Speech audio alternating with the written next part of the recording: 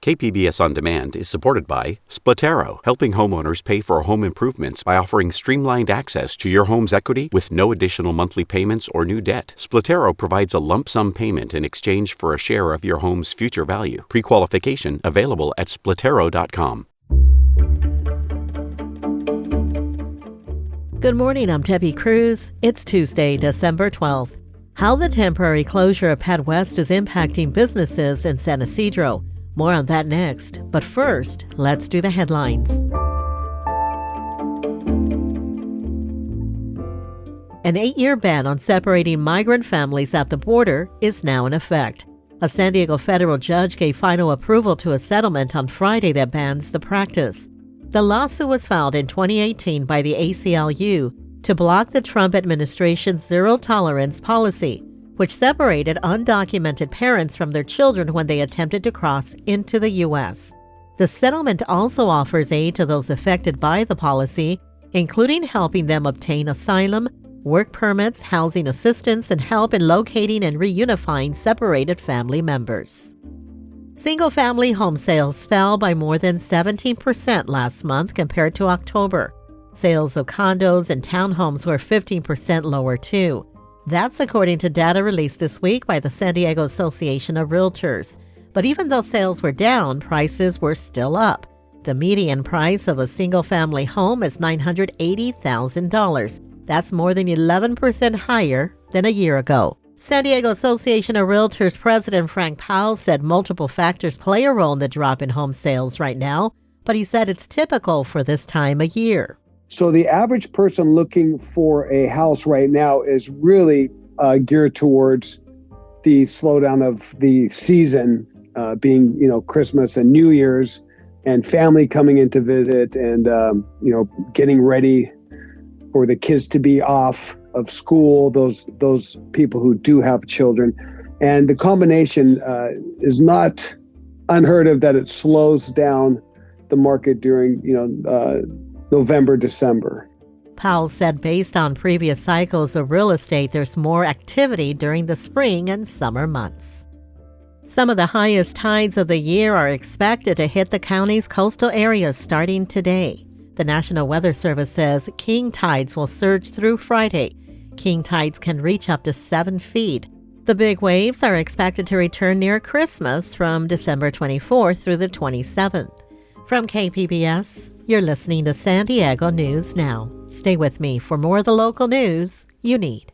KPBS On Demand is supported by UC San Diego's Art Power, presenting cellist Joshua Roman, performing from his album Immunity, alongside music by J.S. Bach and more, Sunday, June 22nd at UC San Diego's Epstein Family Amphitheater. Reserve your tickets at artpower.ucsd.edu.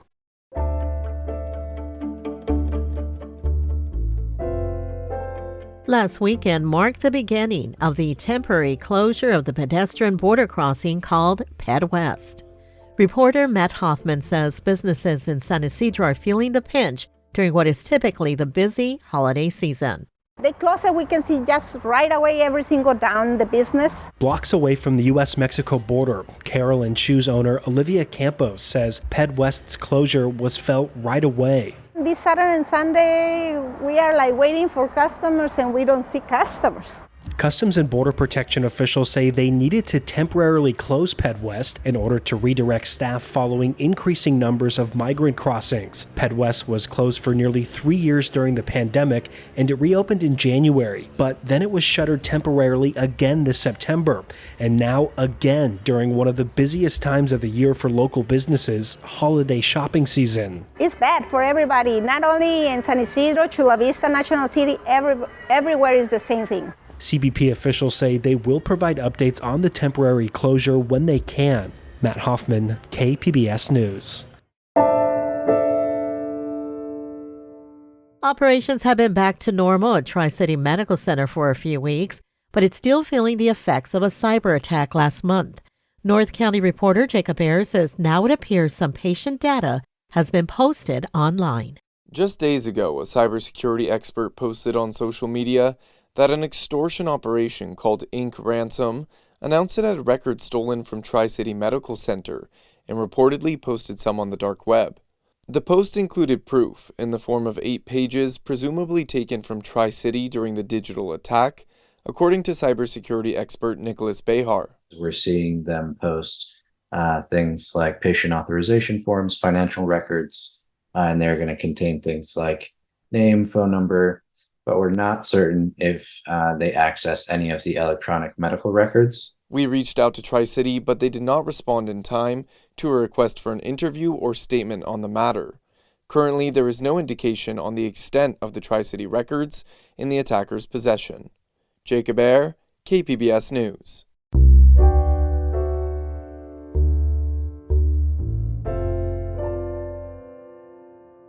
The biggest names in Western water will be gathering under one roof in Las Vegas this week to discuss the future of the Colorado River. KUNC's Alex Hager spoke with leaders from around the region to get a sense of their priorities ahead of the annual event. Last winter brought a lot of snow to the Rockies. When it all melted, it was a big boost for the Colorado River's main reservoirs, Lake Powell and Lake Mead. It was also a temporary weight off the shoulders of the decision makers going to this year's conference. I think where we are heading into this one is fortunately not much to really get too excitable about, which is a nice thing. J.B. Hamby is California's top water negotiator. The past few years, he and other policymakers have had to work quickly on short-term deals that kept water in those reservoirs. Now, they've got the space to focus on something bigger, long-term rules for sharing the river when the current guidelines expire in a few years. Now we have an open runway to figure out post-2026, and with a much lower temperature and clearer heads. The conference also gives a chance for native tribes to make their voices heard in those negotiations. After a long history of exclusion, they're starting to have more say in conversations about water management. Lorelei Cloud, acting chairman of the Southern Ute Indian Tribe, says that needs to go further. We want our participation to be institutionalized. That is going to be key. Cloud says she wants more formalized seats at the table for tribes going forward, seats that last through changes in administration. She'll be using the Vegas conference to push for that and to share the stories of people from her tribe who struggle to access water. And help other people to understand what our people go through to get water in their home or to have water on a daily basis. That's my duty as a tribal leader, to make those personal connections. The 7 states that use the river, they'll also be trying to win over hearts and minds and make their case that the new set of river management rules shouldn't cut too hard into their share of water. Becky Mitchell is Colorado's top water negotiator. It seems like my constant challenges is making sure that we're understood in the Upper Basin. Mitchell says Colorado and its Upper Basin partners, Utah, Wyoming, and New Mexico, they feel the sting first when the Colorado River goes through a dry year, and she wants to tell the stories of farmers and ranchers who feel it the most. My next week is going to be spent figuring out how do I tell these stories so that they resonate beyond Colorado. While leaders across the basin work to garner good press and get closer to a long-term deal, the state of the nation's largest reservoirs is still pretty dire. Jack Schmidt directs the Center for Colorado River Studies at Utah State University. We have to be saving water at a much higher rate than we are now. Last spring, when snow started to melt, the word on everyone's lips was squander. As in, don't squander the snowy boost from Mother Nature. So how are the region's water leaders doing when it comes to that goal? Schmidt says, not great. As we listen to the agreements, you would think that our rate of consumption was significantly less than it had ever been after any other wet year. And that is not the case. How exactly to make long-term cuts to water use will be at the center of the upcoming talks in Las Vegas. Vinitha Kartha is with the Central Arizona Project. We are all at the cusp of potentially new ideas, innovative ideas going forward.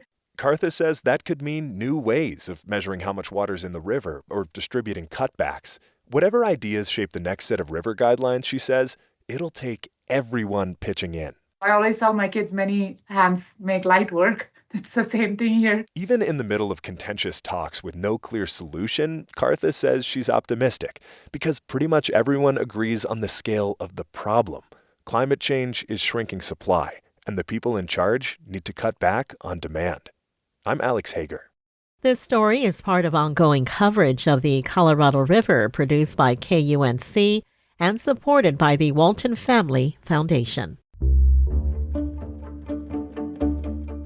Coming up, we learn about a unique place called Brick and Barn set among the rolling hills of Valley Center. A lot of people that have never been here before just can't believe that they never heard about it before.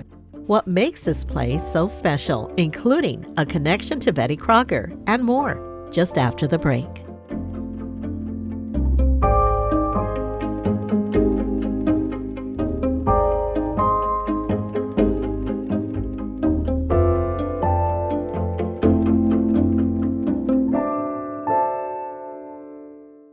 KPBS On Demand is supported by Latino Legacy Foundation, presenting their Storyteller series, Reach for the Stars with Ellen Ochoa, the first Latina astronaut. Welcome Serenade by the all-female mariachi Amapolas, Sunday, June 29th. More at latinolegacyfoundation.org.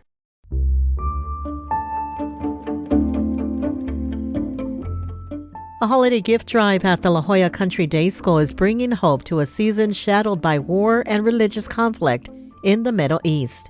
Education reporter MG Perez has more on the lesson offered by the annual tradition.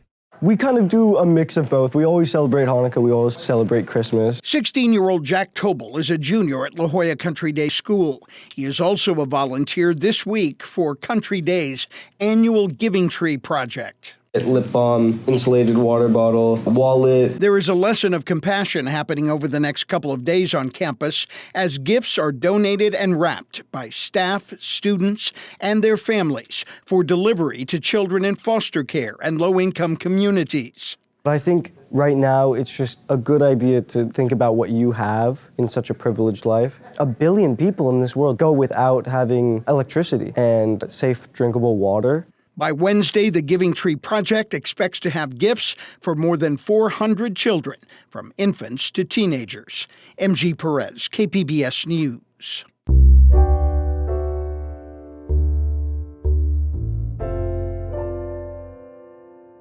It was once the home of Agnes White, who portrayed Betty Crocker.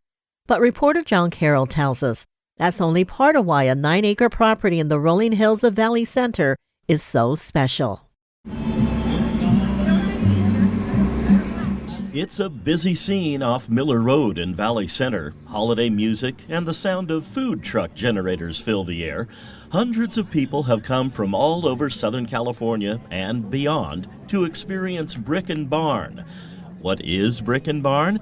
Well, here's how co-owner Marlise Cast-Myers describes the place, taking into account its previous resident, Betty Crocker. You should call it the Betty Crocker Estate. You should call it something with Betty Crocker. And we wanted to have a whole identity separate from Agnes or Betty Crocker. It's a bonus, but once you come here, you're finding like an experience in community. So when Cast-Myers and her husband Benjamin bought this place 5 years ago, it was in bad shape. We hauled away over 20 tons of garbage and a lot of green waste. The pool was broken. The barn was leaking. We had a rat infestation. There was just a lot of love that the place needed. And a lot of love is what it got in the form of money spent and sweat equity invested. Fortunately, Benjamin is one of those people who can build, fix, and improve all sorts of things. Gardens, chicken coops, repairing roofs, putting in sprinkler lines, the whole front yard. He did all the landscaping on that, which we call Central Park. He built the stalls for all of the vendors that come once a month. And that brings us to what exactly is going on here. At the outdoor stalls, you'll find all sorts of arts and crafts.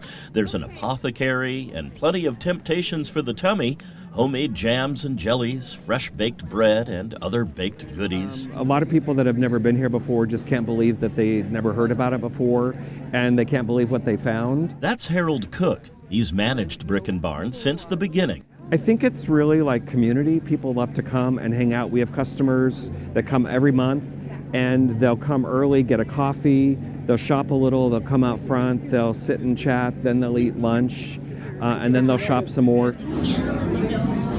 Much of that shopping happens inside the barn. The theme was Christmas when we were there.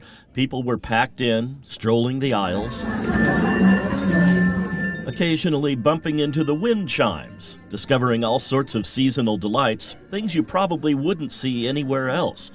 Next month, all the holiday merchandise will be gone. All the vendors spend the 3 weeks in between the 1 week and a month they're open searching for all new treasures. And that's what keeps Brick and Barn fresh. If everything looked exactly the same with a few new things in it, the motivation to come would not be the same. So it's funny, a lot of our customers think, oh, we have 3 weeks off or 4 weeks off, and we're here working every week putting it together for them. A lot of birds call this their home. The peacocks wander down to see what's going on with all the humans. But most, like the resident flock of guinea hens, along with 2 curious turkeys and various other fowl, stick closer to the house. Let's go inside.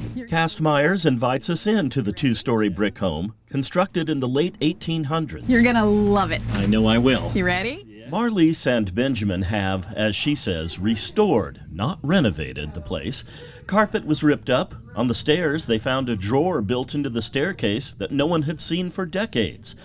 But the main thing here, at least from the Betty Crocker years, is the kitchen. So this spot right here is where Agnes White did Cooking Show of the Air. A period photo shows White in front of a huge microphone of that era, talking about recipes, answering listeners' questions. It's a culinary trip back in time. The house is not open to the public. It is, after all, where Marlise and Benjamin live. But there is so much to see and experience here. A place of warmth, of community, set among the rolling hills of Valley Center. John Carroll, KPBS News. That's it for the podcast today. As always, you can find more San Diego news online at kpbs.org. Join us again tomorrow for the day's top stories. Plus a look at how the city of San Diego is spending the money you put in parking meters. I'm Debbie Cruz. Thanks for listening and have a great Tuesday.